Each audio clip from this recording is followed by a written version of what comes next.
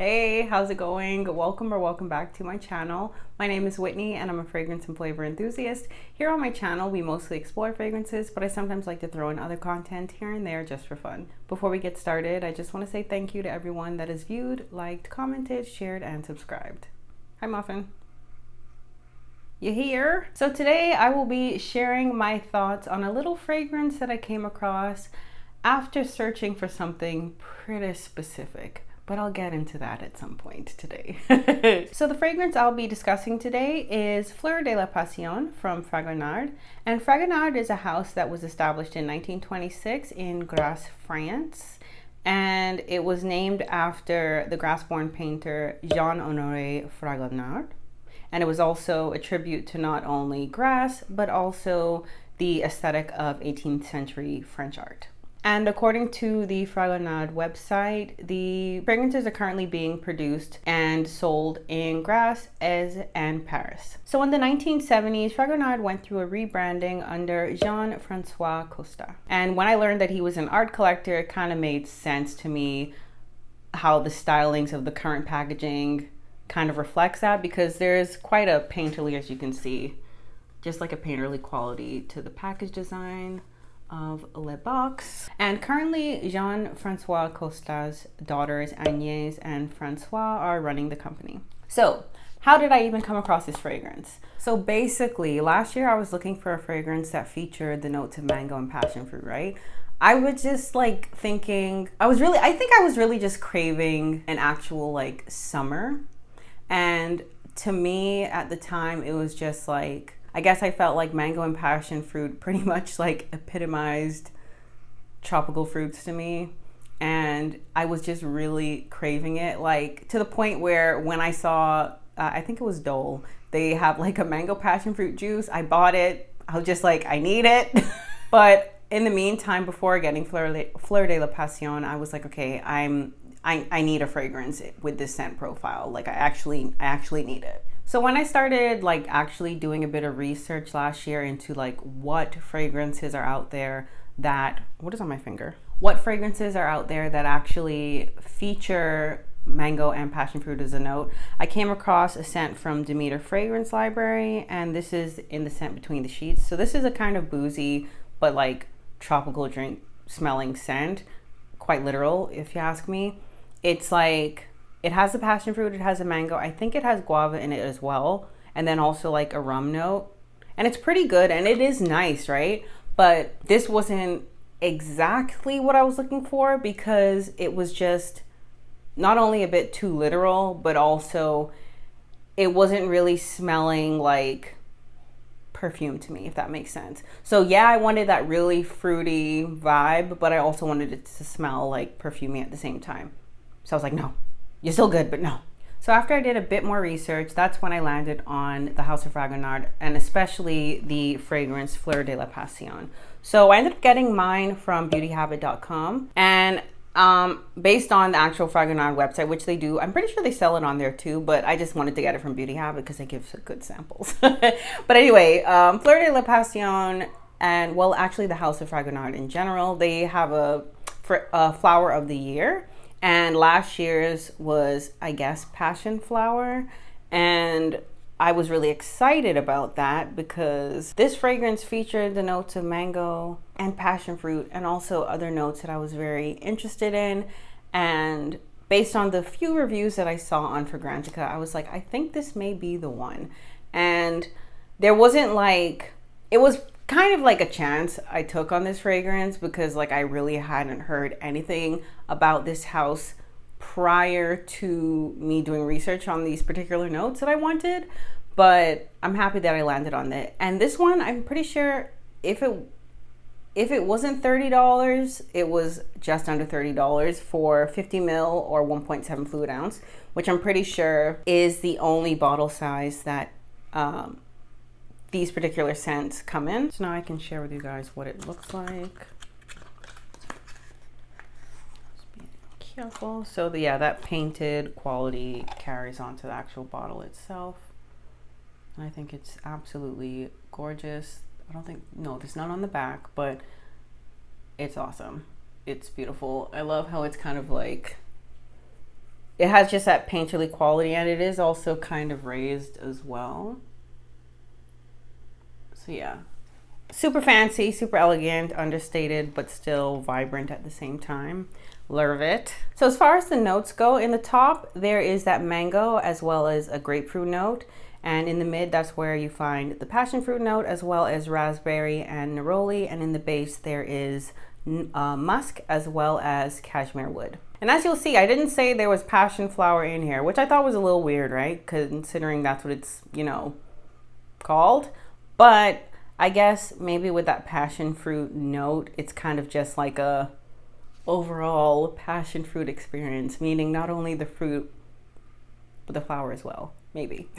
But I had to do research because I think at one point I was like, what do passion flowers actually smell like? Because I have Lancome Hypnose, right? And that features a passion flower note, but I wasn't sure, like, I think if I'm not mistaken, after looking at some reviews of Hypnose from Lancome, I was like, it seemed like people were saying that passion flower doesn't really emit a fragrance, like the actual fragrance, so it's kind of like a note that's made up. But then after doing a bit more research, I saw that people were saying that the passion flower itself does actually range in terms of what it can smell like, and I saw some people comparing it to tuberose as well as grapes, which I think sometimes can smell similar to people. I think I've even gotten that sometimes, like some tuberose scents have like a grapey smell to them.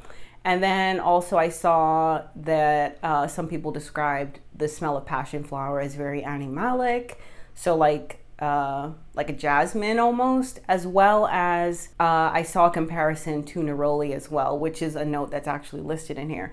So just based on all that, I was like, okay, I mean, either way, all those things go together, especially in this particular scent. And it is absolutely lovely. And to be honest, neroli is a fragrance note that can sometimes it either leans way too masculine for my personal taste or too sharp. And the way it's done in here works very well because this scent smells quite fruity, right? It has that fruitiness, but it doesn't really have like anything overpowering about it. Like there's a freshness to it that comes with all of those like fruity notes, right? But it also smells super clean as well. And I think that musk kind of lends to it as well as the woodiness, but the neroli note adds that like extra factor that makes it smell like super like clean smelling. Perhaps that's just citrus kind of has that effect on me. And yeah, I'm a personal fan of like raspberry notes mixed in with like tropical smelling notes as well. So I'm a fan, I really am. And when I smell this, I just feel like it's just an effortless chic. That's the best way to describe it, effortlessly chic, because it's like, it smells expensive and a bit elevated, but it's not like overly complicated or doing like too much. And I wouldn't say that it's necessarily like attention grabbing, because on me, it's very much, I wouldn't say it's a skin scent, right? I did wear it today. So it does wear, okay, let me explain. I feel like, yes, this one, when it dries down, it does wear a bit closer to the skin. But when I've worn this outdoors on a warmer day, which I think this fragrance is perfect for warmer weather, I could smell myself and I could smell it like emanating from my skin. I thought it smelled quite beautiful because it was like this mix of like sweet and sour, but not in the food savory way, but in like a fruity way.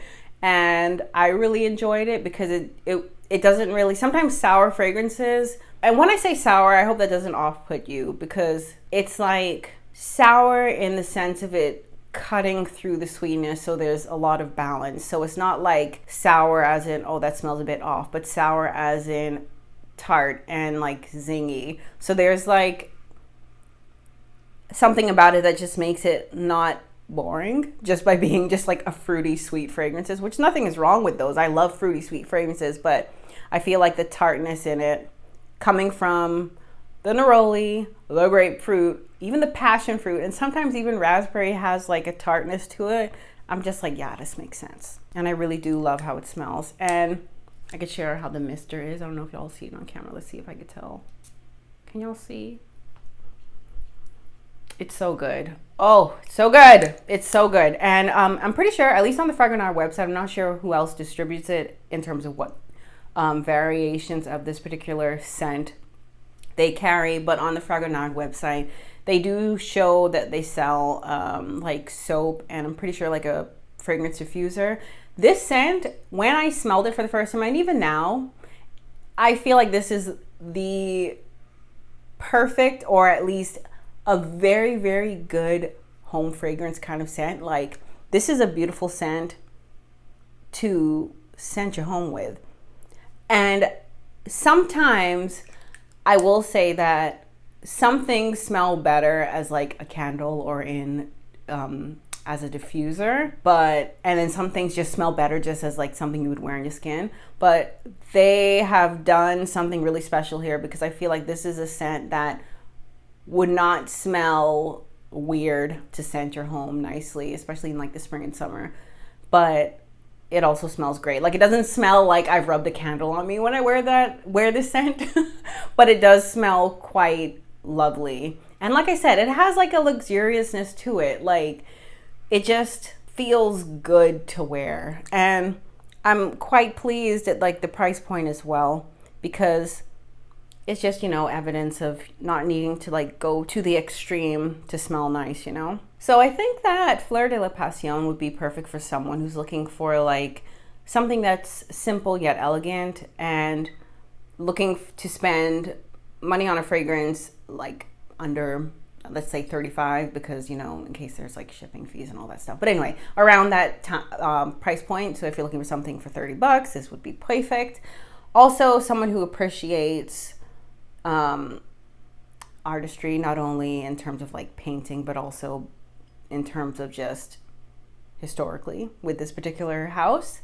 And someone who wants something that's steps a little bit outside of the box from just a typical sweet, fruity, tropical scent, but just adding something a little extra to make it stand out and be a little bit more different than like something perhaps considered more generic, but yeah, has like a special touch to it.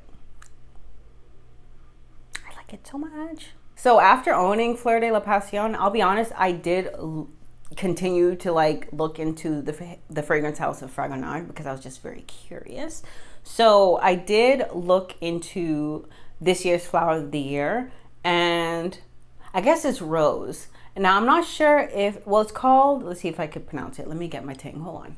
So yes, Églantine is the name of the fragrance. That is this year's flower of the year from Fragonard. And I guess it's a rose muffin. I guess it's a rose scent because it features features rose twice in the fragrance. So that fragrance features top notes of tangerine, blackcurrant, and lychee, mid wild rose, rose absolute, and raspberry absolute. And in the base, there's amber musk and Virginia cedar. So yeah, it seemed interesting to me. I'm a fan of rose, and based on those notes, and I can't remember if I saw reviews on how it's performed for other people, but it seems like a clean smelling rose. Actually, if I'm not mistaken, I think the consensus is that it smells feminine, understated, and it has like a curiosity to it. And I'm like, that's intriguing. But the thing is that because it's considered to be kind of like understated, I'm kind of like debating whether or not that would be something for me, because I guess, to be honest, I like my scents to project, and I like them to be easily picked up by other people. But I will say, when I've smelled fragrances on people when I was closer to them, and that's the only time I was able to pick it up, there is something really special about smelling someone's fragrance when you're closer to them. So I was like, okay, maybe I could maybe be that for someone else, you know? So yes, that's all I got to say about Fleur de la Passion. Let me know down below in the comments if you have the fragrance, as well as if you have any experience with the House of Fragonard. I'm curious about what your experience is and what fragrances you have from them, if you do have any from them. I'm very curious about that. So as always, thank you so much for watching. I appreciate you, and I will see you later. Bye! You here? Hey, Muffy. What you doing? I'm trying to get you to meow. You can meow? No? Okay. So in the 1970s, Fragonard went through a rebranding under Jean Costa. So in the 1970s, Fragonard went through a rebranding under Jean